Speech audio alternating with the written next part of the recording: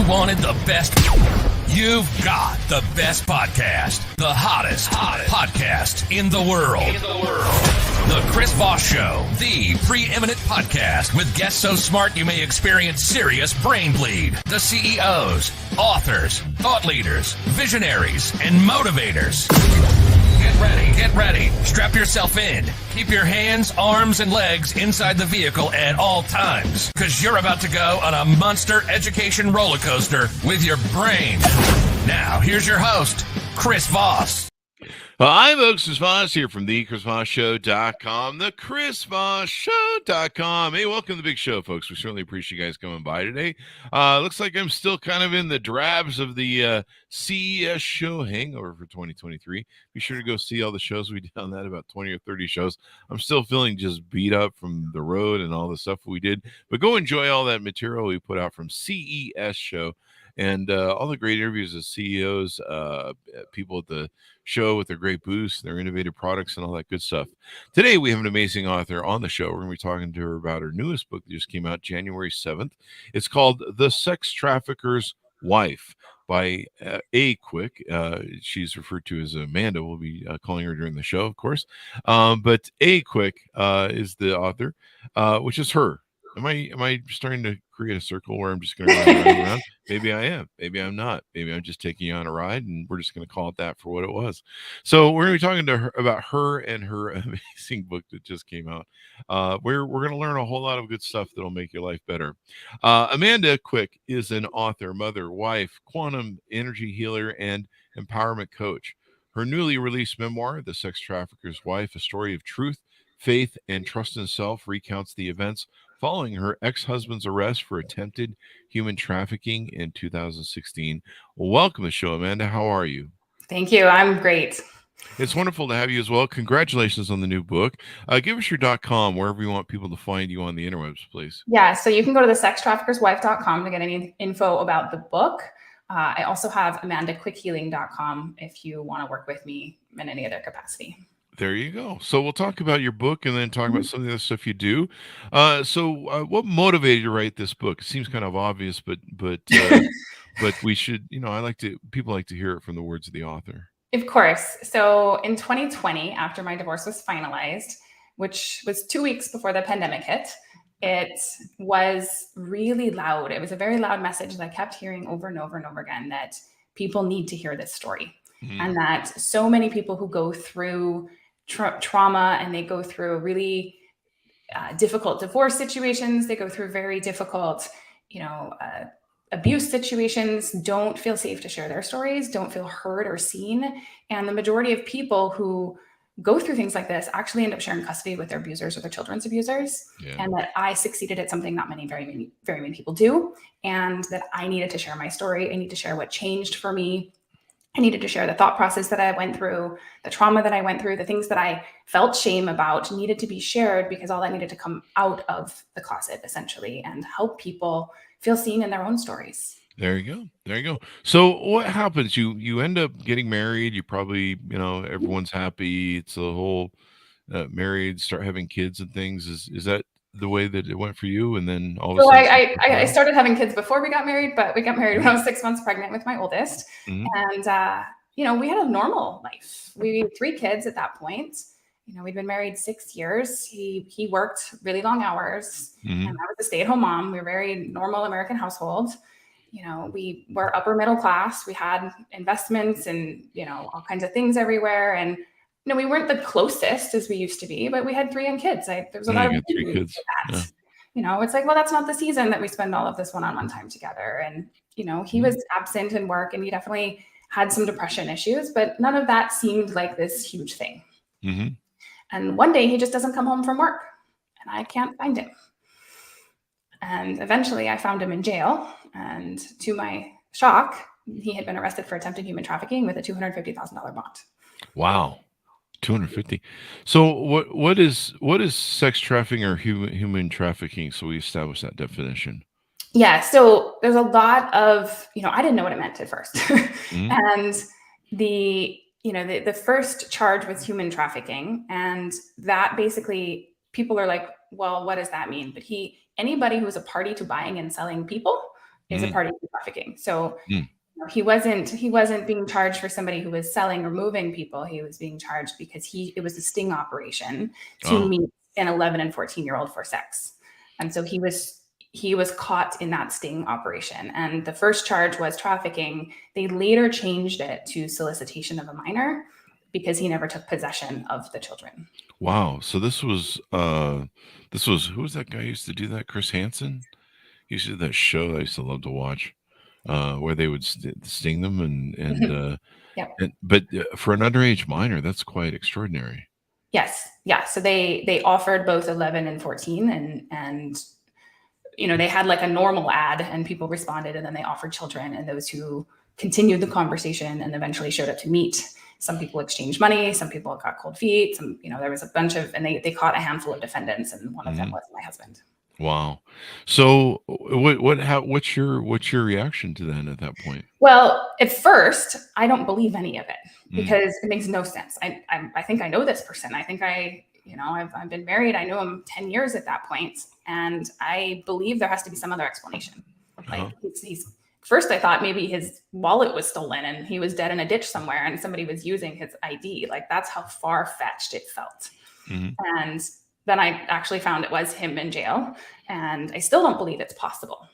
Wow. Still, like something else has to be true here. Like he doesn't belong here. I have to help him because, I have this huge protective instinct to my family. And if I don't think they're dangerous, I think it's my job to help them.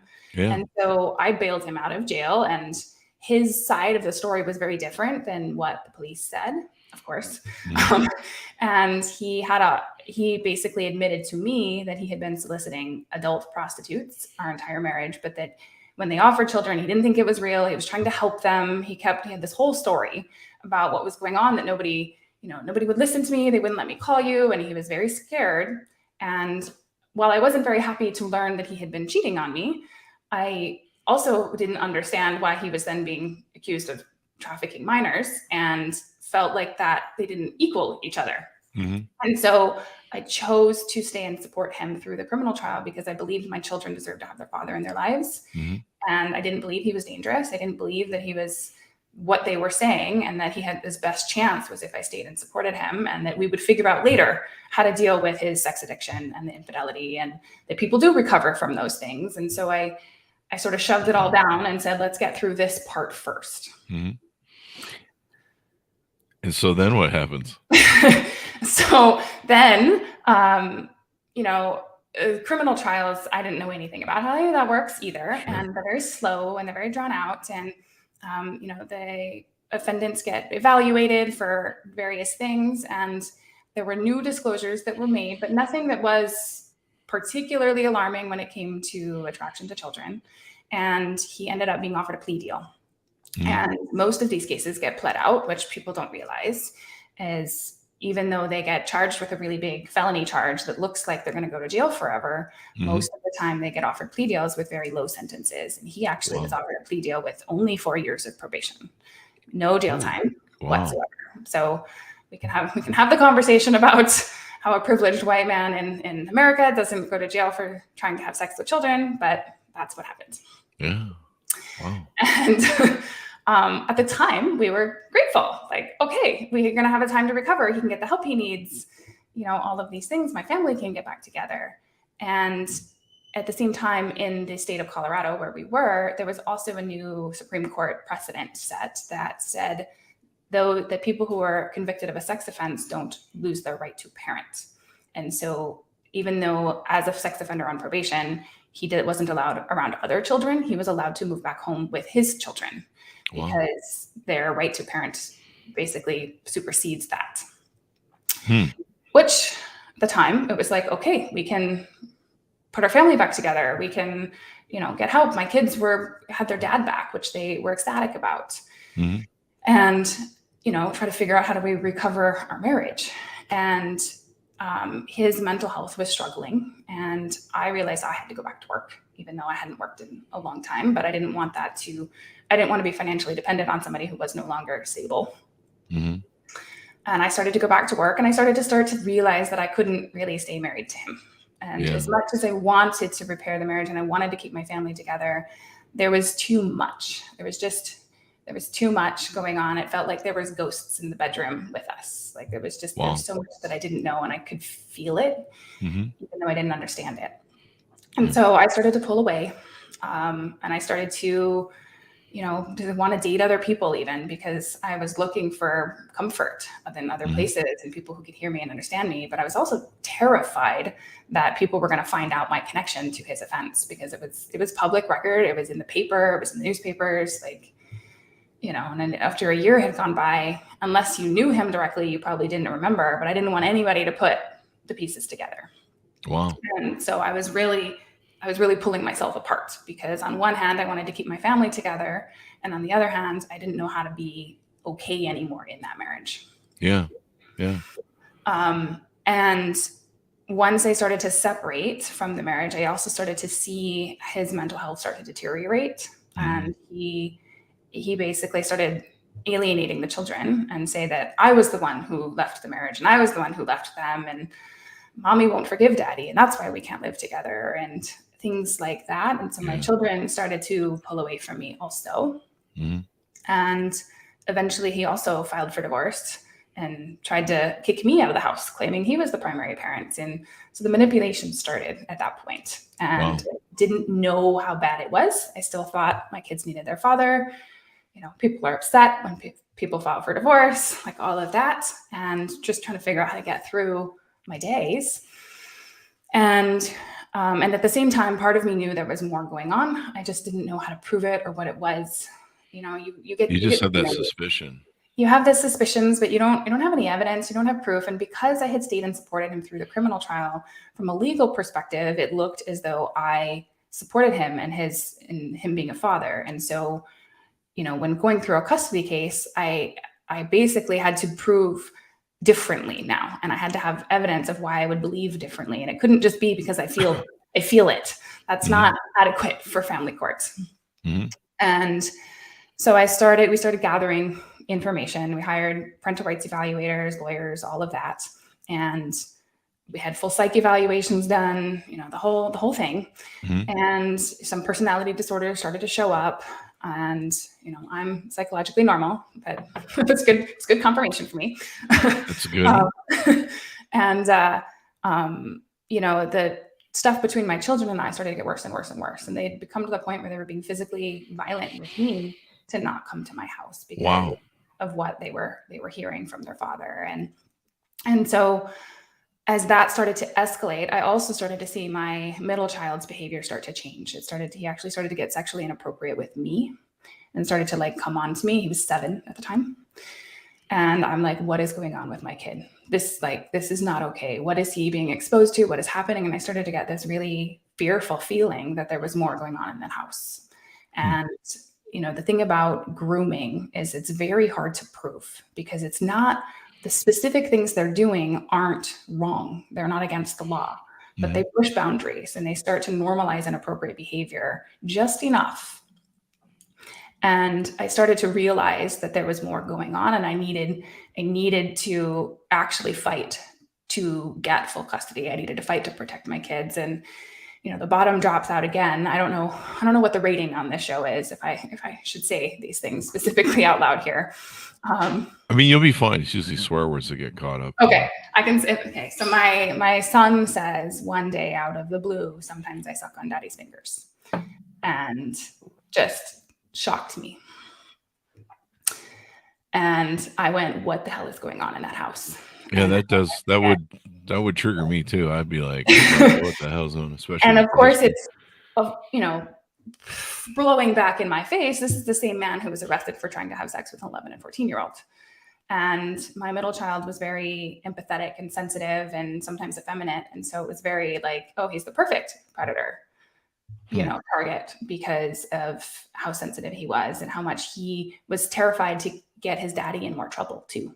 Wow. Because he knew that he was in trouble. He knew there was restrictions. He knew, that he wasn't allowed around different things. He didn't understand why, but he didn't want to get him in more trouble. And so he was also very protective of him.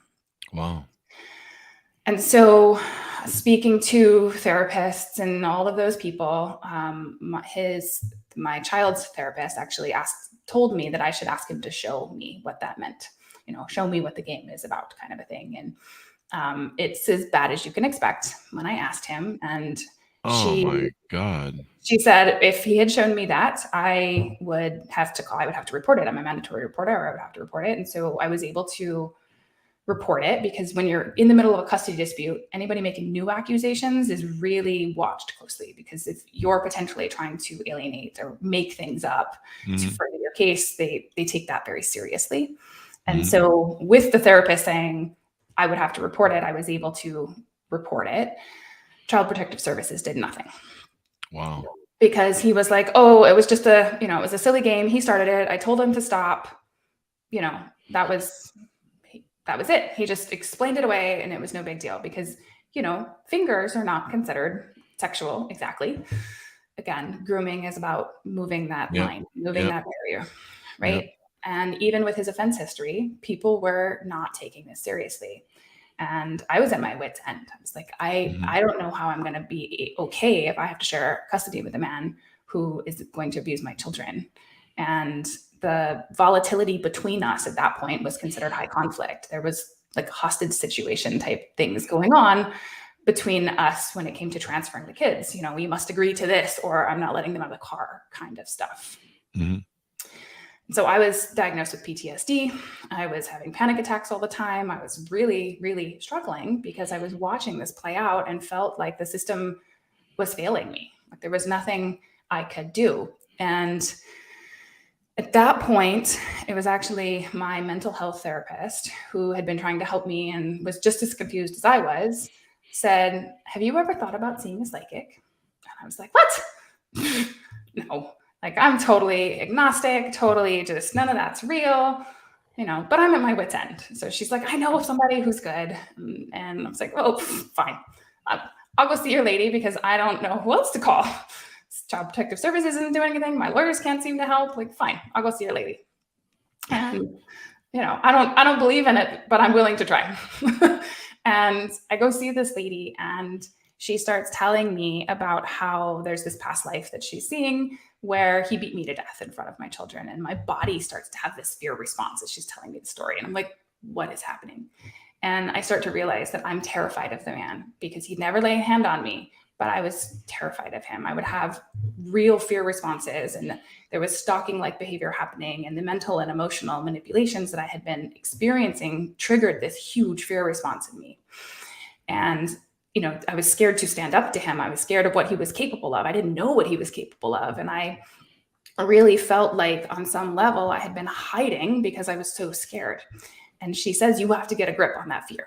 You have to you have to realize that fear isn't now, and that you need to not operate from fear. You need to stand up to him. You have the right to own property in this life. You have the right to do different things. And she says, and then she tells me that there are more people who are willing to help me, and that I need to stop. I need to basically keep going. And that it looks like I'm doing everything, but on some level, I hadn't really made the decision that I was done with him completely. Because part of me wanted him to get better. I wanted my kids to have a relationship with their father. I didn't want to believe I was in the situation I was in. It was still so unbelievable to me. And she said, you have to decide that you're done with this pattern, that you're done trying to help somebody who doesn't want to be helped. And you have to basically put yourself and your kids first.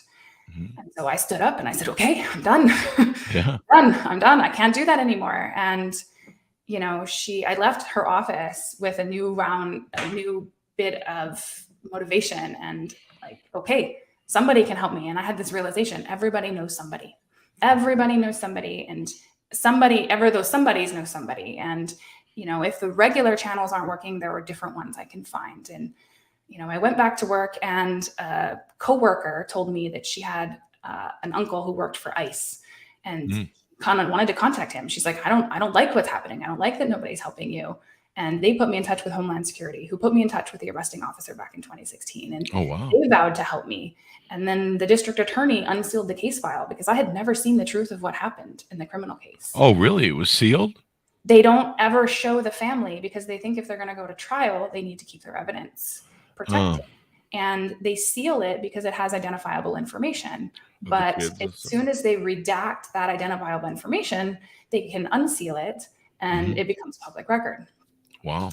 And so he said, I can do that for you. I can redact what needs to be removed, and then I can release it to you. I said, please. And so I was able to read the text transcript between my ex and the undercover agent, and all of the what ifs and maybe that wasn't what happened. All of that went away once I read that. Wow. Yeah, because you're seeing the whole conversation and seeing the truth. And I've been married to him. I had 3 children with him. I knew some of his preferences in a sense, and I was able to read that and understand. And I started doing more things to listen to my kids. I started stop being so frustrated with their behavior and realized that they were just as traumatized as I was, and they needed to be heard, and they needed, they were confused when their dad was telling them one thing and when they were asking me about it, it was them trying to understand their world. And I started recording conversations with them. I started reading them books about keeping bodies safe and private parts private. And I received more disclosures from them by doing that, because there was a place in a book that says, if anybody shows you pictures or videos of naked people, that's a red flag. And my son goes, well, it's okay if it's animated, right? What? Yeah. And he disclosed to me that his dad was climbing into his bed in the middle of the night, and I was able to get that recorded. And so we went to court 6 weeks after my meeting with that psychic with a 3-inch binder full of evidence of everything that was going on and all of the reasons that I was in the state of mind I was in, and why the reasons that I no longer supported him. And that was the first time I really got to stand up in court and fight. And after that court case, the day before my 33rd birthday, 2 weeks before the pandemic hit the world, my divorce was finalized, and the judge completely removed all of his overnight visits, reduced all of his time to just a couple of afternoons, and gave him 6 weeks to comply with a large set of requirements, more evaluations, more therapy, all of these things. And if he did those things, he would be able to have some time. And if he didn't do those things, he was only going to ever get supervised visitation. Oh, wow. And he did not a single one on the list. And 6 weeks after that, his time was reduced to only supervised visitation, which he never has exercised. Wow. And it has now been 0 contact between us since April of 2020. So he's not around the kids at all? I haven't heard from him in almost 3 years now. Wow. Basically, my understanding, once I received full decision making, and because no matter what he chose, I would have full decision making either way. And once he no longer had control of me through the children, he stepped out. He didn't choose to participate in their lives in any capacity. He hasn't paid a dime of child support. He hasn't done anything. And honestly, it's as hard as it is for my children to have lost a parent. They are safe. They are happy. They are healthy. And I am so, so grateful at this point that we were able to move past that, because I don't believe things ever got to the point of no return. They were going down that very, very scary path, but nothing else actually happened to my knowledge. And I'm very, very grateful that we got out. And after all of that, and the pandemic hit the world and everybody was quarantined at home, I was like, oh my God, if it had been any later, they would have been quarantined with him. Yeah. That's terrifying. Yeah. Or, the case wouldn't close. It takes forever. I think most of the courts, they shut down. Yeah, shut down. And the custody fights over pandemic issues, that was a whole nother thing that people had to go through. And I didn't have any of that. And I was so grateful and so just in awe in a lot of ways of how fast it shifted and how much once I changed and once I started to realize that I couldn't hide anymore and that I needed to stop giving my power away to the system to be the one to help me. I needed to say, this is what needs to happen. How can the system make this happen for me, rather than I don't know what to do and the system help me. I flipped it. And I started realizing that I needed to put myself first, and that, rather than my kids need their father to be okay so that I'll be okay, I need to be okay, and that will help them be okay. Definitely. And parents being stable during a divorce or after a divorce is really important. I've dated all my life, and so I'm usually always dating someone's ex-wife.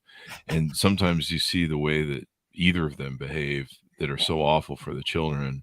Exactly. I've had to take fathers aside and go, look, man, I'm not replacing you. You're their father, their birth father. It's very important that you're in their life. I'm not here to demonize you. We're not playing games. So just cool out a little bit, calm down, maybe stop the drinking. uh, and then you see parental alienation on both sides, and they just weaponize the children, which is the most awful thing you can do. It really Um, is. I was lucky enough that my parents, when they divorced about 4 or 5 years after we'd all left the house, and they called us up one day and they said, "Hey, we're gonna get that divorce there," and we're all just like, "Shoo, we're glad you guys finally came to the conclusion we came to 10 years ago." And like, Right. what? Anyway, jokes aside, there's there's a lot of lessons of what you're talking about here. I mean, the first thing that people do in this situation is denial, and Yes. of course protect their family unit. You're a mom. That's moms protect the nest. The father's part of the nest. So Exactly. you try and stand by your man, as they say. But you some good lessons. Find out what's really going on, or Mhm. what really happened, especially in cases like this.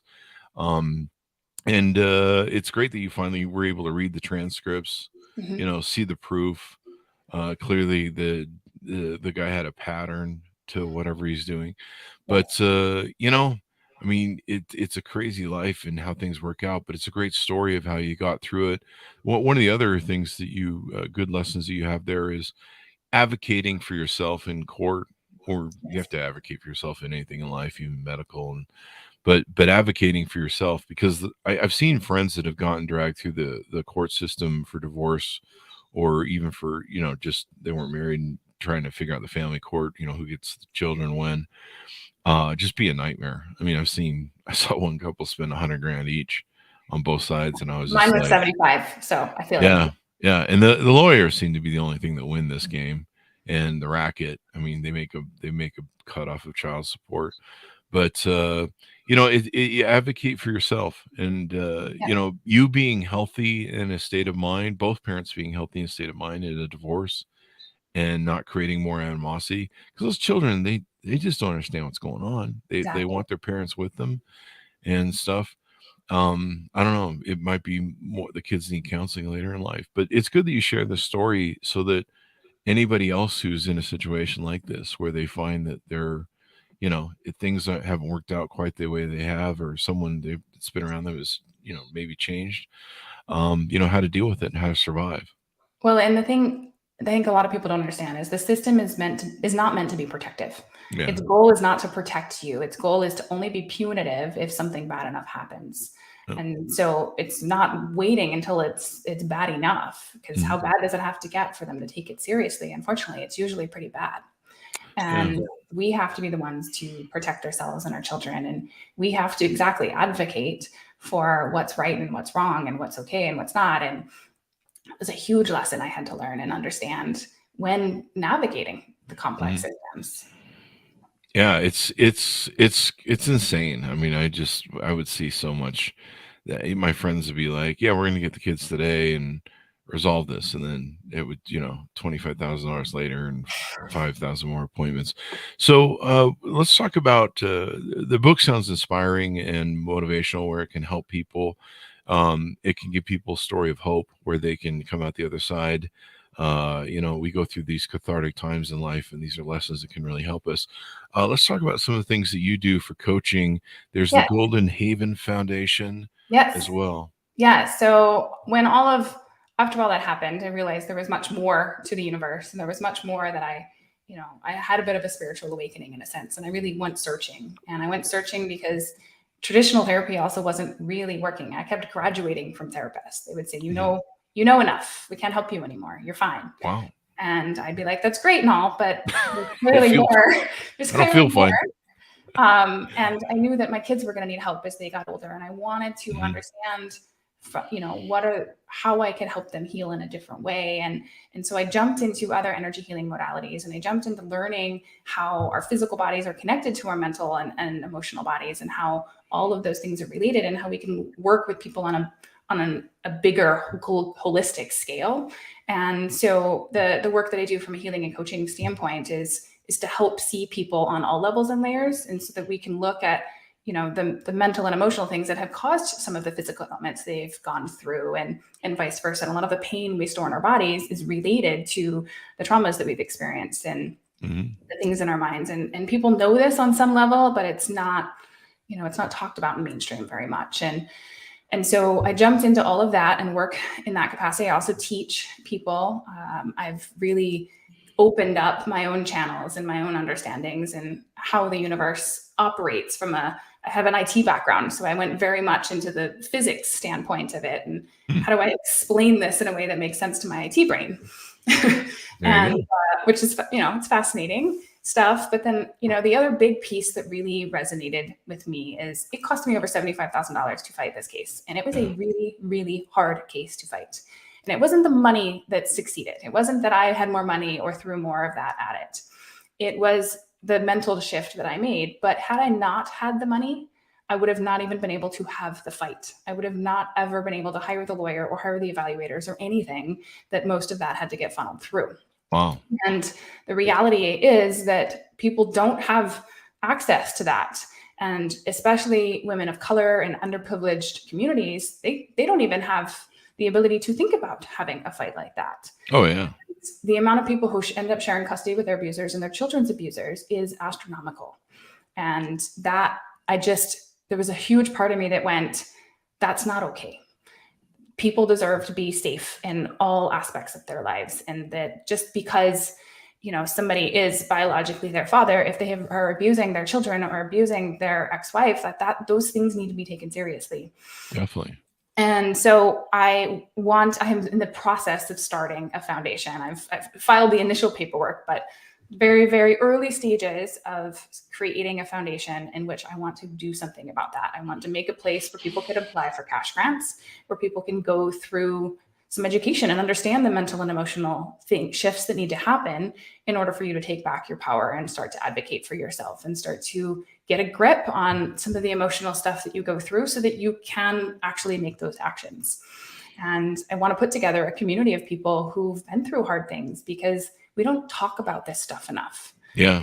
People hide in the shadows and they hold so much shame and guilt, and it makes everybody feel so alone. I felt so alone and so judged that I couldn't share what was happening. I couldn't ask for help. And by sharing my story, it isn't, to dump all of my trauma on people. It's really to help people see themselves through what I went through and see parts of their own stories and realize they're not alone. And that somebody else has been there too, and somebody else has been there and potentially succeeded at something that they haven't yet been able to succeed at, and give them some ideas of how they could better advocate for themselves and how much power they have to change their own lives. And that's my big overarching goal, no matter which capacity I'm in, whether I'm, doing coaching work or whether I'm, working on the foundation. It's really to empower everybody else to trust themselves, to take action from their intuition, from their knowings, not what the system is telling them or what everybody else is saying, but to listen to the signals their body is saying, to listen to their inner voices. Because, if we don't trust ourselves, what's the point? What's the point of what we're doing? That's true.